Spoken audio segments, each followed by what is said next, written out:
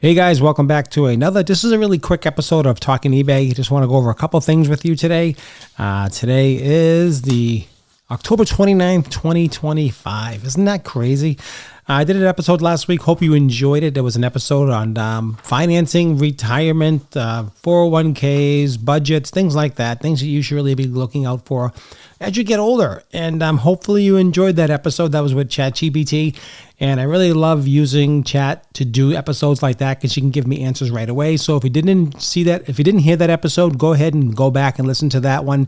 It's a really good episode. I think you're going to really like it. It has a lot of good information, a lot of education, and teaching you basically how to save for retirement and give you some information and just to teach you a little bit about how it is. So it's Talking eBay, saving and retirement. So check that out on Spotify or all your favorite platforms when you're listening to this podcast.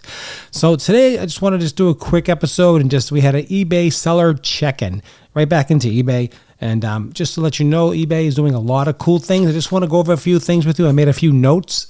It was really interesting. There was a lot of good information. There wasn't a ton of new features happening.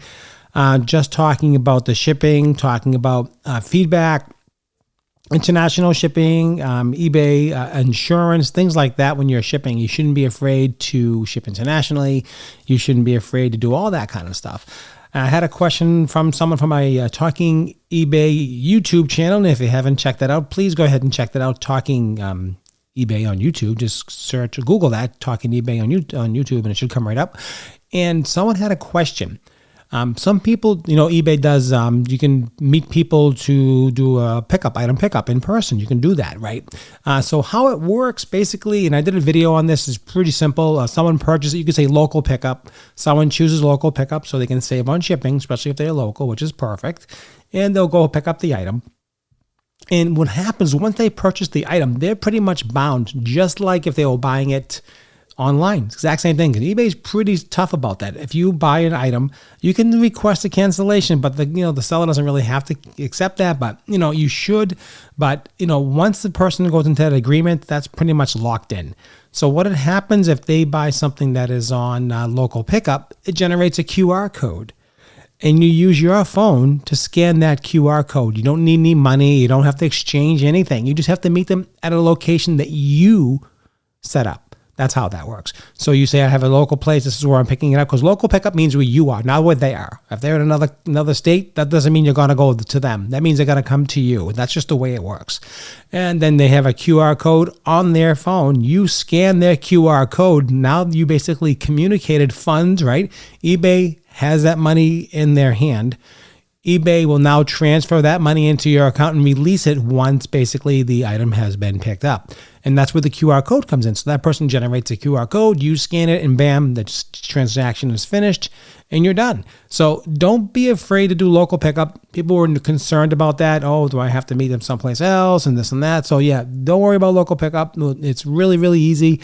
So definitely, if that's one of the things you want to do, definitely do that. I mean, definitely check it out. And I think it's a good option. Now on the winter check-in, it's about 400 people that were online. It was a really good interactive way of just communicating with other sellers. There was a lot of breakout rooms afterward. They had a lot of communication. You can pick different rooms. You had a chance to win swag. I think the 400 people they were going to get, and they're randomly picking people. So you weren't guaranteed, but you never know. So that's how that works. So we put our name in. We don't know yet. So maybe in a week or two we'll know, and I'll let you know. We'll do a podcast. We'll open it up and we'll talk about what we got. I mean, who knows what we're going to get.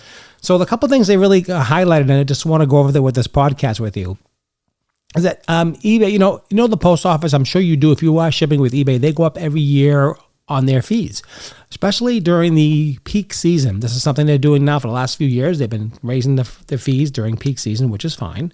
They charge a surcharge. FedEx and USPS, and I think UPS they probably all do, honestly. And just to help the increase, they have to hire extra help or the fuel, whatever it is what it is. And, your fee goes up. That's just the way it goes.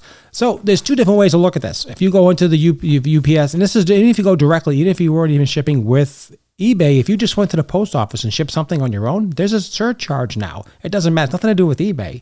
It's just the post office trying to make a little extra money or whatever it is, however they're doing it, doesn't matter. And that's what they're doing. So eBay has, yes, you do have to pay more with eBay as well. But from what I understand, from one of the notes I wrote down that I'm offering a better discount when you ship through eBay than you would going directly to the post office. And that's really good.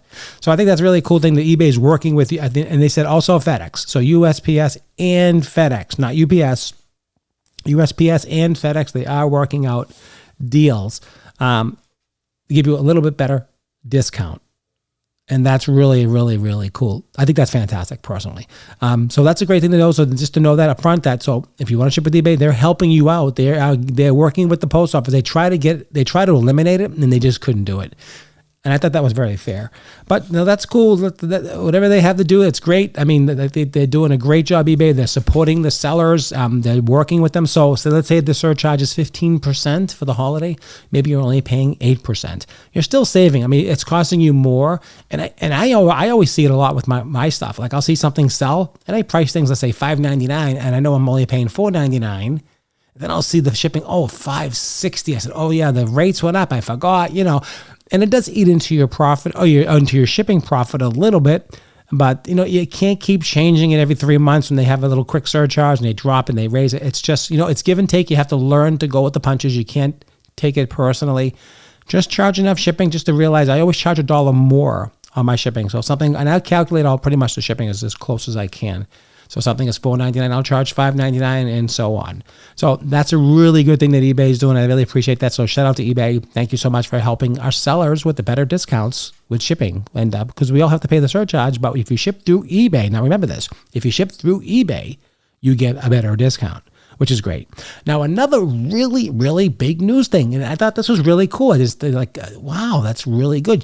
If you sell a lot on eBay, or even a little, there's like a 20% chance that someone leaves you back feedback, if that makes any sense. You receive feedback. There's very low odds, right? Because, once people out in the feedback game is pretty much old news, right? No one really cares about that anymore, really. Because there's so many guarantees now. Guaranteed returns, not as subscribe, whatever it is. You have so many guarantees that the feedback is really kind of a moot point, but people still like it. So what they're doing, which I thought this was actually brilliant, is I don't know why they took so long to do this, is that they're offering automatic feedback once you shipped an item out and that person received, because they know when they received it, the tracking comes in within 7 days. If they don't leave you feedback, they'll automatically leave you feedback, positive feedback. If you shipped it on time, make sure you're shipping it on time. If you have 1 day shipping, ship it 1 day or 2 days, whatever you have set up those parameters correctly. If it gets delivered within the time as promised, all that stuff, they're automatically going to give you feedback, which I thought that was really cool. So you should see in the future, and this is starting now, that you should see the feedback ticking up on your side, even though maybe people aren't. If you ship out 100 items, you might get 10 feedback. Now you're going to get 100 feedback. And that's really good news. So I think that's a fantastic thing. You guys, if you think that's a great idea, if you think that's really cool, I definitely think that's awesome. That's definitely worth a ching. I mean, for sure, that's some serious money right there. I love that. So that's a great thing. So pass that around to your friends and family that, whoever's doing eBay. You're sending out things, you don't have to worry about getting feedback anymore. It's automatically given to you. I think after 7 days, there's a certain criteria, I'm sure, because that person's going to not give you feedback. They didn't give you negative feedback, and you fulfilled all your promises within the shipping time and the delivery time. And that's pretty much what eBay's doing. So I think that is awesome news. Auto feedback for sellers. That is fantastic. We have auto feedback for buyers, right? We can set up auto feedback for buyers. I don't know if you know this. But you can set it up for automatically once they purchase it. You can set it up for automatically once they leave you feedback. So all kinds of different ways you can set it up on your end. So this way here, you're going to get feedback, and that's great. So I think if you send out 100 items, you're going to get 100 feedbacks, 100 positive feedbacks. That's awesome. I love that. On the news of international shipping. Okay. For tariffs, everybody's concerned about tariffs. All you hear in the news is tariffs. eBay is working out all the deals with all the countries that we deal in, and there will be no additional charge to you or your buyers on tariffs. They worked out a deal with the other countries, and I think that's fantastic. Again, these are really, really important things. This is not a very long podcast, just to let you know. I'm just doing a quick highlight video from the winter seller update. So I thought that was awesome. And also the last thing I just made a quick note on, the eBay ship cover gives you $100 worth of insurance. So you get $100 worth of insurance free when you use international shipping. So you should not be afraid to ship internationally because you are covered. It is basically like shipping domestically. What happens with this, and if you're not familiar with this, how it works is that if somebody buys something from another country, eBay automatically on the back end figures out how much the shipping is, and they charge them either the duties, the tax, whatever it may be. They take care of it all on the back end. You say, let's say, for instance, you sell something that's whatever it is for $5.99 shipping, whatever your shipping is, a first class thing, whatever it is, under 5 ounces, whatever. It's going to go to this Kentucky place and whatever it is in Kentucky. Once it gets there, you're done. You don't have to worry about anything. It's pretty much a done deal. They're going to take that package, repackage it, relabel it, international, whatever it is, whatever they do in the back end. I'm not really sure because I've never been to the place. I'm not really sure exactly. But basically, they get it into that country and they basically redirect it into that country port. So they'll redirect it in almost like a mini distribution center for international shipping.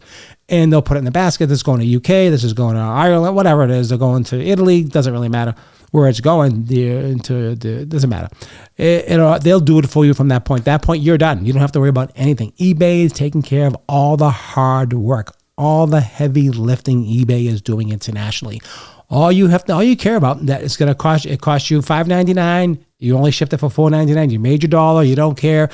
It's going to eBay. eBay is going to take that and collect whatever that shipping costs to that person in that country. If that person had to pay $27 in shipping because it's going, let's say, to the UK, no problem. They're going to pay eBay. eBay is going to take care of it, and that's how it works on the back end. You don't have to worry. I think that is awesome. So if you didn't know that, don't be afraid to offer international shipping. It's just like shipping direct. I think most of them go to Kentucky. There's a few distribution centers they have that eBay has that go right to those places. So it's basically, you're not shipping it overseas. You're shipping it. We used to ship overseas all the time. Before they did this, we would ship actually directly to those countries. And we'd collect all the money. It was a kind of a headache. And if they didn't get it, it was a real problem. eBay has a guarantee. Once you get it to that distribution center, you're done. If it gets lost, you don't hear about it. If it doesn't get delivered, you don't hear about it. If the person complains and never got it, you don't hear about it. It's taken care of all on the back end. The only issue you have, if it's not described as you say it is, you're going to have a problem. So that's the only thing. So make sure you describe it. That's not a license to do anything wrong. You make sure you do things right, and you should be okay. So that's really, really good news. So those three things, discount the shipping with the surcharging, auto feedback for sellers, international shipping with no tariffs, which helps you, and also the eBay shipping with ship cover, and you should be shipping international. So I hope your eBay is going well. Don't forget, if you have any questions or any comments, you can reach out to us at talkingebay23@gmail.com. Again, that's talkingebay23@gmail.com. Check us out on Spotify. Check us out on all the local podcast sites, whatever. Definitely leave some comments, guys. That's just one thing I've done some polling on my channel, on this podcast and through Spotify, and I'm not getting any results. So if you guys go ahead and just do some polling for me, let me know if you like this podcast. I have some questions out there. So if you would do that for me, I'd appreciate that. And I think it's only on Spotify. I think they are. I'm pretty sure. There's some questions I have, like, do you like this episode? How do you like this? How do you like that? So if you do see that, please go ahead and just check that out and let me know. That would mean a lot to me. I really do appreciate that. And it means a lot. So hope your fourth quarter is kicking off well. It's time. It's absolutely exciting that this is all happening. I'm just super excited about all this.